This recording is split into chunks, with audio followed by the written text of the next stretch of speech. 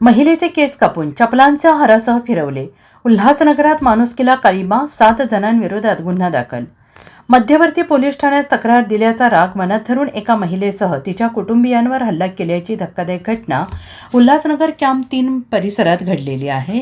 आरोपींनी प्रथम महिलेचे केस कापले, गळ्यात चपलांचा हार घातला, भर रस्त्यावरून तिला फिरवले आणि या प्रकरणी मध्यवर्ती पोलिसांनी 7 जणांविरोधात भारतीय न्याय संहिता 2023 अंतर्गत गुन्हा दाखल केला असून दोघांना अटक केली आहे.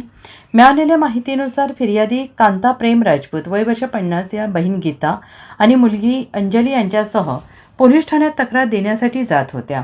सकाळी 10 वाजण्याच्या सुमारास कॅम्प 3 येथील हडकमाता चौक परिसरातील गल्लीत आरोपींनी त्यांना अडवले. आमच्याविरुद्ध तक्रार का दिली असा जाब विचारत त्यांना मारहाण केली. आरोपी नितीन थोरात यांनी कांता यांच्या डोक्यात लाकडी दांडक्याने प्रहार केला. इतर आरोपींनी त्यांना लाथाबुक्क्याने बेदम मारहाण केली. संतापलेल्या आरोपींनी पीडित महिलेचे केस कापले, गळ्यात चपलांचा हार घालून परिसरात त्यांची धिंड काढली. यावेळी वाचवायला आलेल्या फिर्यादीची बहीण आणि मुलीला आरोपींनी जखमी केले.